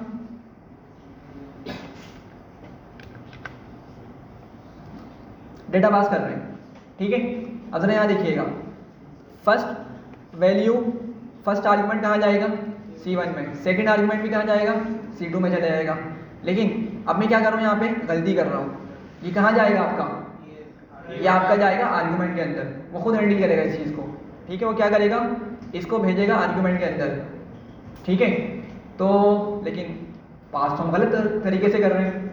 आर्गुमेंट में तो डेटा इस तरह पास नहीं किया जा रहा था, ये तो कीवर्ड आर्गुमेंट में डेटा को इस तरह पास किया जाता है। समझ रहे हैं बात को? तो क्या मिलेगा हमें यहाँ पे, एरर मिलेगा नहीं मिलेगा? हाँ भाई, ये आर्ग्यूमेंट्स नहीं मिलेंगे, ऐसा नहीं हो सकता। पॉसिबल है कि आर्गुमेंट्स उसको ना मिले। ठीक है, पॉसिबल है कि उसको आर्गुमेंट्स ना मिले और वो कीवर्ड आर्गुमेंट में डेटा को भेज दे। ठीक है, एग्जीक्यूट करते हैं। तो क्या हुआ, आर्गुमेंट की उसकी कोई वैल्यू रखी ही नहीं है। ठीक है, तो क्या कहा था कि अगर हम आर्गुमेंट मतलब अगर हम कीवर्ड नाम दे रहे हैं, ठीक है, मतलब नाम दे रहे हैं और उसकी वैल्यू लिख रहे हैं इक्वल्स टू करके, तो ये खुद ही उसको हैंडल करेगा। वो समझेगा अच्छा भाई इसकी की वैल्यू आ रही है, मतलब आपके पास पैरामीटर भी आ रहा है और उसकी वैल्यू भी आ रही है, तो खुद से ही क्या करेगा, इन तमाम डेटा को कहाँ पे सेव करवा देगा, कीवर्ड आर्गुमेंट में सेव करवा देगा। ठीक है, समझ रहे हैं बात को? लेकिन अगर मैंने यहाँ पर C3 हटा दिया होता, अब जरा समझिएगा, अब क्या होगा, अब बांग्लादेश कहाँ जाएगा, अब ये आर्गुमेंट में जाएगा। तो सीक्वेंस समझ रहे हैं, पहले जो डेटा मिलेगा वो कहाँ पे करेगा, जो पैरामीटर्स हमने डिफाइन किए हुए होंगे उसमें जाके सेव करेगा। ठीक है, उसके बाद ये कहाँ लेके जाएगा डेटा को, आर्गुमेंट में लेके जाता है। ठीक है, और अगर आर्गुमेंट के अंदर डेटा उसको नहीं भेजना तो फिर कहाँ ले जाएगा डेटा को, हमारे अल्टीमेटली कीवर्ड आर्गुमेंट के अंदर डेटा को ले जाएगा। ठीक है, एग्जीक्यूट करते हैं और अब क्या हुआ, हमारे पास आर्गुमेंट के अंदर उसका डेटा आ गया। ठीक है, क्लियर है? जैसे कि हमने C4 C5 लिखा है, C4 C5 लिखा है, ये एज अ स्ट्रिंग सेव हो गया डिक्शनरी के अंदर। अगर हम इसकी जगह इंटीजर पास करते हैं, इंटीजर पास कर दें, हाँ चला जाएगा बना के सेव होगा जी। वो स्ट्रिंग बना के सेव होगा। नहीं, वो फिर इंटीजर के तौर पे सेव होगा। आपकी कीज जो है ना वो इंटीजर हो सकती है। लाइक अगर 4 लिखता हूँ मैं और यहाँ पे इसको 5 लिखता हूँ, अच्छा अभी एरर दिखा रहा है, वरना नॉर्मल डिक्शनरी में क्या होता है आपका, कीज जो है आपकी कीज जो है आपका इंटीजर हो सकता है। ठीक है, तो फिलहाल यहाँ पे एरर दिखा रहा है ये, हाँ ठीक है, कंपेयर करना चाह रहा है उसको, तो यहाँ पे वो सिंटेक्स सपोर्टेड नहीं है। ठीक है, लेकिन अगर हम नॉर्मली डिक्शनरी के पास करते हैं इंटीजर्स को तो वो इंटीजर बन के ही डेटा सेव हो रहा होता है। ठीक है,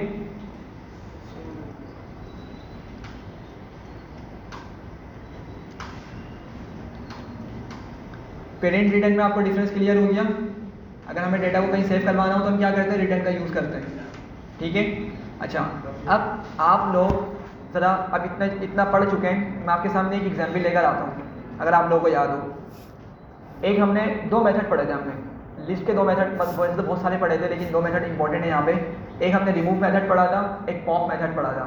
ठीक है, और आप लोगों को याद होगा मैंने आपको शायद उसकी एग्जाम्पल दिखाई थी कि अगर मैं लिस्ट से किसी डेटा को रिमूव करता हूँ तो आउटपुट, किसी का माइंड में आ रहा है आउटपुट क्या आ रहा था, जब मैंने उस डेटा को प्रिंट किया था, मैंने लिस्ट से डेटा को रिमूव किया और उसको मैंने वेरिएबल में सेव करवा दिया था, तो क्या हो रहा था वहाँ पे, डेटा के अंदर क्या आ रहा था,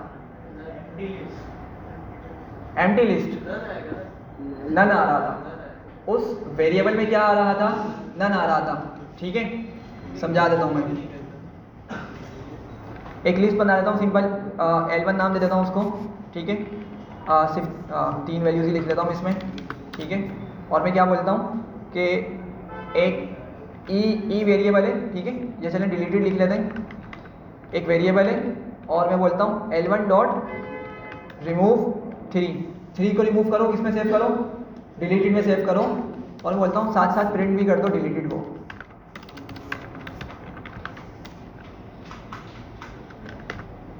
सही है भाई, तो क्या मिलेगा हमें, नन मिलेगा। क्या मिलेगा, नन मिलेगा, ठीक है। रिमूव तो कर देगा वो, क्या हो गया,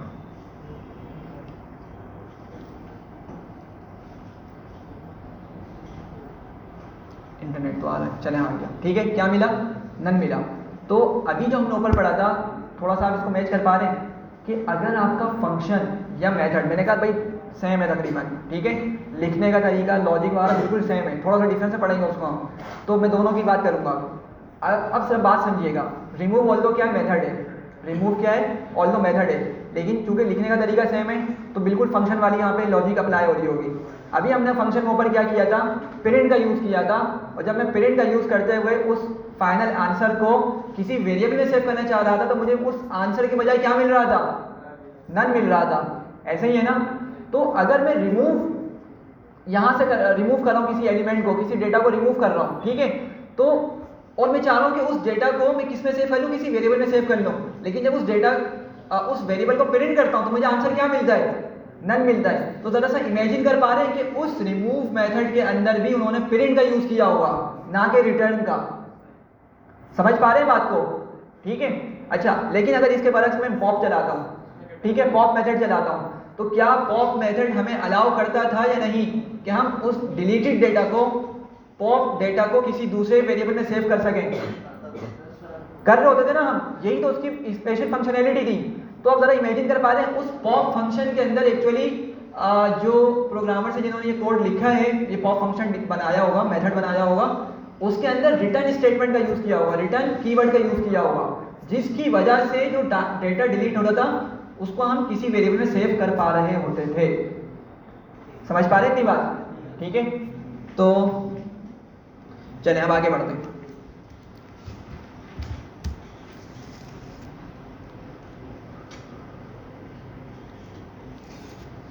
अच्छा, अब जो फंक्शंस आपके स्टार्ट हो रहे हैं ना, ये बहुत हेल्प करेंगे आपको फंक्शन को स्ट्रॉन्ग करने में, फंक्शन की लॉजिक आपको स्ट्रॉन्ग करने में। तो गौर से समझिएगा इस चीज़ को।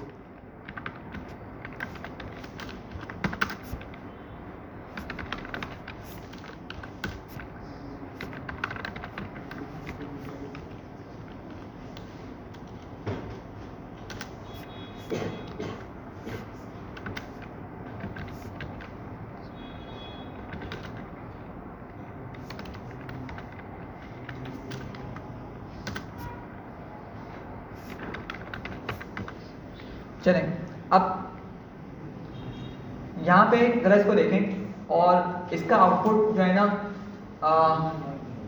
बताएं क्या होगा इसका आउटपुट। ठीक है, क्या किया है मैंने, एक फंक्शन बनाया, उसको मैं नाम दे दिया क्या, g ऑफ y का। ठीक है, नाम कुछ भी हो सकता है, हमने डिस्कस किया, पैरामीटर भी कुछ भी हो सकता है। ठीक है, ऑफ कोर्स हमें प्रॉपर रखने होते हैं इसको, सही है, लेकिन फिलहाल अभी लॉजिक बिल्डिंग के लिए हम सिंपल वेरिएबल का यूज़ कर रहे हैं। तो मैंने g फंक्शन का नाम रखा, y को क्या कर दिया, पैरामीटर बना दिया, और मैं अंदर गया, मैं क्या बोल रहा हूँ, x को क्या करो, प्रिंट करो। अच्छा, फिर बोल रहा हूँ x को क्या करो, 1 उसके साथ प्लस करो और फिर उसको प्रिंट करो। ठीक है, अच्छा ये बात तो क्लियर हो गई होगी, इसमें कोई मसला। अच्छा, फंक्शन से बाहर आए, x की वैल्यू क्या रखी हमने, 5 रखी, x की वैल्यू क्या रखी, 5 रखी, और उस x को मैंने कहाँ पास कर दिया, फंक्शन में पास कर दिया, जी फंक्शन है ना हमारा, उसमें पास कर दिया है। ठीक है, और फिर हम क्या कर रहे हैं, फंक्शन को प्रिंट कर रहे हैं। ठीक है, तो जरा सोचें क्या आंसर आएगा, जल्दी से सोचें।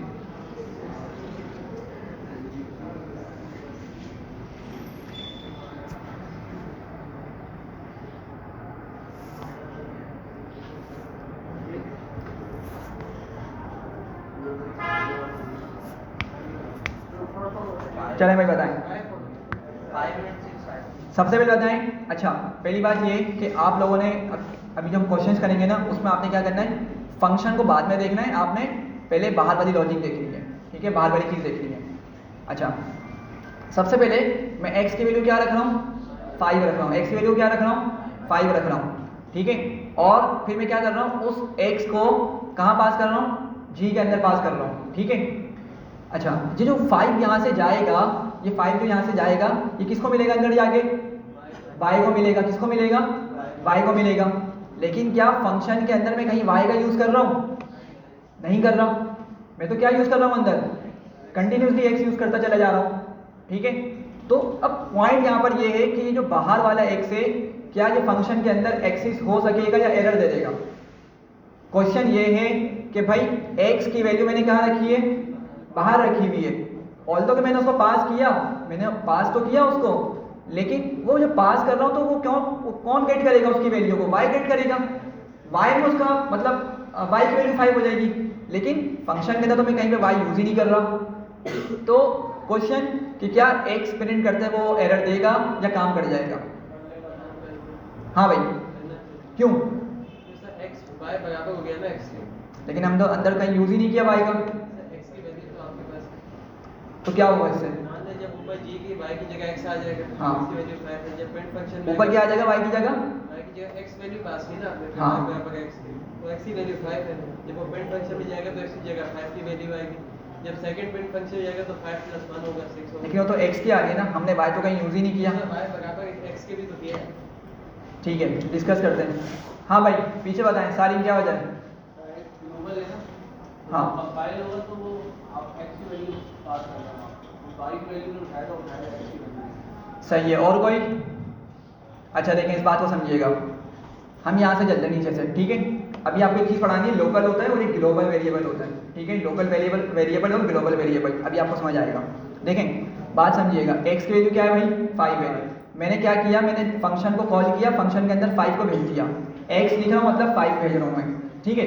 अच्छा, अब इस लाइन पे जब कंपाइलर पहुंचेगा तो कहाँ पर जाएगा, अब वो ऊपर आ जाएगा इधर, वो इस लाइन को रीड करेगा, ठीक है। और g फंक्शन के अंदर जो y है, इसकी वैल्यू क्या बना देगा, वो 5 कर देगा। यहाँ तक बात सही है, ठीक है। लेकिन जब नेक्स्ट लाइन पे कंपाइलर जाएगा तो भाई उसको पता चल रहा है यहाँ पे क्या मौजूद है, x मौजूद है। क्या मौजूद है, x मौजूद है, y मौजूद नहीं है, ठीक है।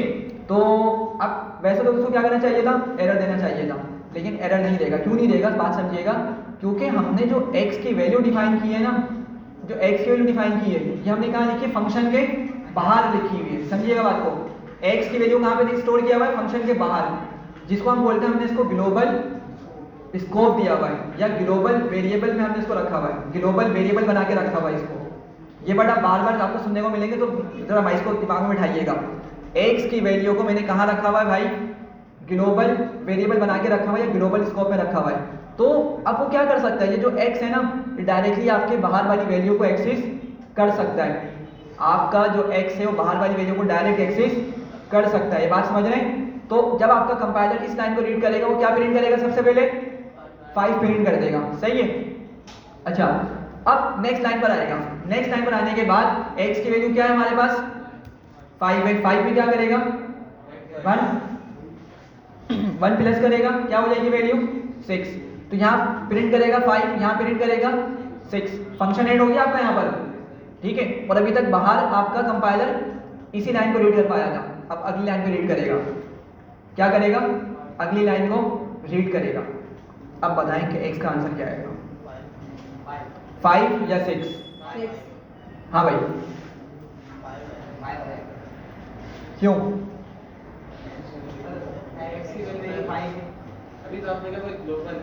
हाँ, तो x की वैल्यू तो 6 है, तो अंदर जो काम हुआ है, उसके ऊपर जरा डिफाइन फंक्शन की लॉजिक के ऊपर काम चल रहा है। ये थोड़ी बनाया आपने, जी भाई ये मैंने थोड़ी किया x + 1। सही है। तो अब बात समझिएगा, बिल्कुल आप लोगों ने सही कहा कि भाई पहले यहाँ पे 5 प्रिंट होगा, यहाँ पे 6 प्रिंट होगा, और जब इस लाइन पर आएगा ना, लास्ट वाली लाइन पे, तो समझिएगा ये जो x है ना, ठीक है, ये आपका फंक्शन के बाहर है। पहली बात तो ये कहाँ है, ये आपका फंक्शन के बाहर हम प्रिंट कर रहे हैं, मतलब इस जो एरिया उसको हम बाहर आ चुके हैं ना, तो हम सबसे बाहर आकर मतलब सबसे लास्ट लाइन में इसको प्रिंट कर रहे हैं, ठीक है। तो ये जो आपका x उठेगा ना, ये आपका ग्लोबल स्कोप से उठेगा, ठीक है, या इस x की जो वैल्यू होगी वो ये वाले x की वैल्यू होगी, ठीक है, बात समझ रहे हैं? एग्जीक्यूट करते हैं ज़रा। तो क्या मिल गया हमें 5 6 5 इसका आउटपुट मिल गया। ठीक है, अब हमने यहाँ पर उसको प्लस किया था। ठीक है, हमने क्या किया था? प्लस किया था। तो क्या वजह है कि बाहर वाली वैल्यू चेंज नहीं हो रही? क्योंकि सर वो तो सही है, ग्लोबल स्कोप है, वो तो हमने मान लिया। कोई और रीज़न है? कोई और रीज़न है? टेबल ही बनाया ना, एग्जैक्टली टेबल बनाते तो भूल गया। हाँ, वेरिएबल या इसका अच्छा वर्ड होगा ओवरराइड नहीं किया, असाइन नहीं किया, ओवरराइड नहीं किया। ठीक है, बिल्कुल यही वाली बात है। ठीक है, तो बाहर से मैंने वैल्यू उठा तो ली है, लेकिन मैं जस्ट क्या कर रहा हूँ, उसको शो करने के लिए +1 कर रहा हूँ। उसकी वैल्यू जो प्रीवियस वैल्यू है ना, पुरानी वैल्यू, उसको मैं चेंज नहीं कर रहा। समझ रहे बात को? तो इसी वजह से x आपका अभी भी 5 ही रहा। थोड़ा सा समझ आया? ठीक है, अच्छा। तो बाहर फंक्शन के बाहर जो भी चीज़ होती है ना, उसको हम क्या बोलते हैं? ग्लोबल। ग्लोबल स्कोप में लिखी हुई है, और फंक्शन के अंदर जो चीज़ होती है उसको हम क्या बोलते हैं? क्या बोलते हैं? Local scope. ठीक है, अब इससे एक बात देखिएगा, मैं यहाँ पे क्या करता हूँ, एक सिंपल फंक्शन बनाता हूँ, सम नाम देता हूँ उसको, और सिंपल इसको लेने देता हूँ, कोई पैरामीटर नहीं पास कर रहा। मैं यहाँ पे 2 वैल्यूज़ लेता हूँ। मैं लेट से a लिखता हूँ 34, b लिखता हूँ 56। ठीक है, और प्रिंट कर देता हूँ a + b। ठीक है भाई, एग्जीक्यूट किया। अब मैं इस फंक्शन को कॉल करता हूँ। ठीक है, फंक्शन को कॉल करता हूँ, और क्या मिल जाएगा मुझे? 20 पहले गलत। Oh sorry, thank you. लेकिन इंटरनेट चला गया, जिसकी वजह से चल नहीं रहा है। चलिए, जब तक इंटरनेट वापसी आता है आप लोग तो इसको एग्जीक्यूट करके बताएं। मैंने फंक्शन बनाया सिंपल। ठीक है, प्रिंट करवा दिया उसके सम को, अंदर मैंने वैल्यूज रखी, नहीं चलेगा। बाहर आया, सम किया मैंने, फंक्शन कॉल किया, और प्रिंट ए कर दिया। ठीक है, आउटपुट बताइए क्या आएगा? नहीं है। 34 है, अनपैरामीटराइज्ड है ना। 34 है। अनपैरामीटराइज्ड है, सम के अंदर कोई आपने वैल्यू पास करी तो तो कैसे प्रिंट करें? फंक्शन पे काम कैसे करें? मतलब आप बोल रहे हैं एरर कहाँ आएगा? सम वाली लाइन पे एरर देगा या इस लाइन पे एरर देगा? ऊपर वाला कैसे देगा एरर? क्या हो गया इसको? जी भाई, आंसर आ चुके हैं वैसे। 90 आएगा और 34 आएगा। 90 आएगा और 34 आएगा। अच्छा भाई, और कोई? पहले दोनों का सम आएगा, फिर 34 आएगा। अच्छा भाई देखें, अब बात समझिएगा, पत्नी क्यों एग्जीक्यूट नहीं हो रहा है, इंटरनेट चला गया शायद। अच्छा देखें, साफ बात समझें, ये जो अंदर मैंने वेरिएबल्स बनाए ना, ये क्या है? अंदर वाले वेरिएबल्स ही है ना। ठीक है, याद रखें, अगर वो फंक्शन की बॉडी में डिक्लेयर हो रहे हैं, फंक्शन की बॉडी के अंदर बन रहे हैं ना, तो उनको हम क्या बोलते हैं? लोकल। उन वेरिएबल्स को क्या नाम देते हैं हम? लोकल वेरिएबल्स बोलते हैं। ठीक है, लोकल वेरिएबल्स आपके फंक्शन के बाहर एक्सेस नहीं होते। समझिएगा बात को, लोकल वेरिएबल्स फंक्शन के बाहर एक्सेस नहीं होते। ठीक है, चलो शुक्र है एग्जीक्यूट हो गया। अब जरा देखिएगा, एरर जो मिलेगा ना हमें, वैसे आप देख चुके होंगे, उसने दिखा दिया यहाँ पर अंडरलाइन, एरर इस लाइन पर मिलेगा। देखिए, सम को मैंने कॉल किया, बात समझें, पैरामीटर्स नहीं है, सही है, कोई मसला नहीं है, मैंने अंदर तो डिफाइन किया हुआ है ना भाई। तो a की वैल्यू 34 है, b की वैल्यू कितनी है? 56 है। जो भी आपने आंसर बताया वो आंसर आ गया। ठीक है, अच्छा, यहाँ तक तो आपका कोड एग्जीक्यूट हो गया और हमें यहाँ पे इसका आंसर भी मिल जाएगा। लेकिन जैसे ही कंपाइलर आपका नेक्स्ट लाइन पे जाएगा ना, तो अब वो a को तलाश करेगा। ठीक है, ऑल्दो आपको लग रहा है हमने ऊपर a डिफाइन किया हुआ है, लेकिन ये जो a है ना, सिर्फ फंक्शन के अंदर अंदर तक चलेगा, फंक्शन के बाहर इसकी वैल्यू को हम एक्सेस नहीं कर सकते। ठीक है, तो क्या बोलते हैं इसको कि भाई a and b are local variables. क्या है ये? लोकल वेरिएबल्स हैं, लोकल स्कोप में मौजूद हैं। ठीक है, लेकिन आपका ये जो बाहर वाला a है, ये कहाँ पर मौजूद है? ग्लोबल के अंदर सर्च करेगा। जब मैं प्रिंट करना चाहूँगा ना इसको, कहाँ पे सर्च करेगा? ग्लोबल के अंदर, और एरर दे देगा। लेकिन क्या दिखा रहा है? a इज नॉट डिफाइंड, कि उसको a नहीं मिल रहा। क्यों नहीं मिल रहा? क्योंकि भाई अंदर जो है वो सिर्फ अंदर ही एक्सेस हो सकता है, बाहर नहीं आ सकता। तो दो बातें समझ आई होंगी कि अगर फंक्शन के अंदर हम कोई पैरामीटर वेरिएबल अगर हम डिफाइन कर दें, वेरिएबल की वैल्यू सेव कर दें, वो बाहर एक्सेस नहीं हो सकती। लेकिन बाहर आप जो वेरिएबल्स बनाएंगे वो अंदर फंक्शन के एक्सेस हो सकते हैं, वो फंक्शन के अंदर एक्सेस हो सकते हैं। ये बात समझ आ रही है? तो फंक्शन के अंदर कोई चीज है उसको क्या बोलेंगे? लोकल। फंक्शन के बाहर उसको क्या बोलेंगे? ग्लोबल। ठीक है, चलें इंशाल्लाह इसको नेक्स्ट क्लास में डिस्कस करेंगे। ठीक है, इस तरह के बहुत सारे क्वेश्चंस हैं, लाजमी टाइम पर आइएगा। ठीक है, पॉलिसीज जो बताई जा रही है उसको ज़रा ख्याल रखें। चलें हमने चीज़ें सिर्फ सिमेंट लीजिएगा आप चीज़ें मेरे बच्चा ने चाबी दे दूँगा वो रात वापसी में आया था मुझे चाबी दे भूल गया उसके बाद चीज़ों को सिमेंट लीजिएगा ये क्या था वापस नहीं आने